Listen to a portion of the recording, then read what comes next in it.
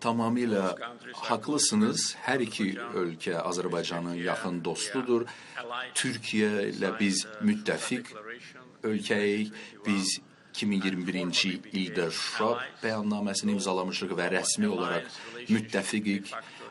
Halbuki bizim müttəfiqlik münasibətlərimiz uzun illərdir davam edir. Ancaq biz bunu rəsmi prosedurla təsdiq etdik. İsrail də Azərbaycan üçün dost ölkədir. Uzun illərdir ki, bu qarşılıqlı dostluq müxtəlif çətin vəziyyətlərdə özünü büruzə veribdir, nümayiş etdirilibdir. Ona görə də bu iki ölkə arasında olan hər hansı bir anlaşılmazlıq bizi narahat edir. Bu artıq bəlli bir faktdır. Biz bunu rəsmi şəkildə bəyan etməmişik, ancaq bu kifayət qədər işıqlanıbdır. Bu iki ölkənin ilk dəfə arasında baş verdiyi barışıq Türkiyə və İsrail arasında Azərbaycan burada vasitəçilik etmişdir. Bugün iki ölkə arasında baş verənlər ilk böhran deyil. Bu artıq ikinci böhrandır. Yaxın keçmişə nəzər salsaq, ilk böhran zamanı biz fəal rol oynadıq ki, bu iki ölkənin mövqeyini bir-birinə yaxınlaşdıraq. Təkcə burada Azərbaycan tək deyildir, ancaq biz aparıcı rol oynadıq. Bu qapalı qapılar arxasında baş verirdi. Biz bununla heç vaxt öyünmədik, bunu ictimailəşdirmədik. Sadəcə olaraq bizim qardaş və ittifaqımız və müttəfiqimiz Türkiyə və İsrail, dost İsrail arasında münasibətlər bərpa edilməli idi.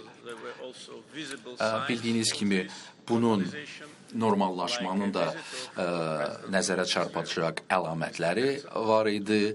Cənab Herzog, İsrailin prezidenti Türkiyəyə səfər etdi. O zaman Prezident Ərdoğanla görüşdü və Prezident Ərdoğan həmçinin baş nazir Netanyahu ilə New Yorkda da görüş keçirdi 2 il bundan öncə. Yəni, bugün biz növbəti bir deja-vu ilə üzləşirik. Bizim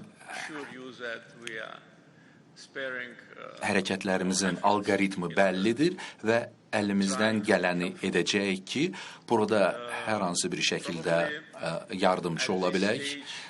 Hal-hazırdakı mərhələdə bundan artıq nəyisə demək məqsəd uyğun olmaz.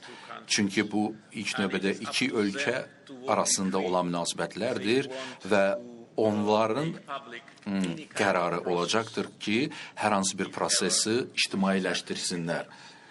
Və yenə də deyirəm ki, normallaşmanın ilk raundu zamanı biz tam sükutariyyət etdik və pərdə arxası fəaliyyət göstərdik.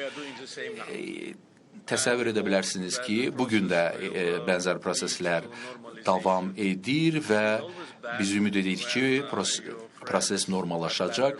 Bu heç vaxt yaxşı hal deyil ki, dost ölkələr arasında ziddiyyətlər olur. Bu təkcə onlar üçün pis deyil. Həm bizim üçün, həm dünya üçün mənfi bir haldır və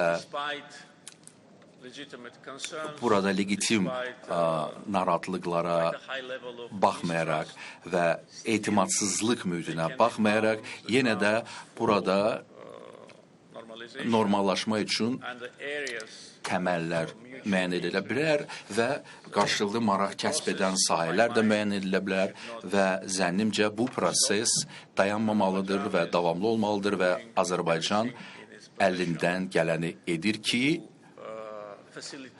burada vasitəçi rol oynaya bilsin.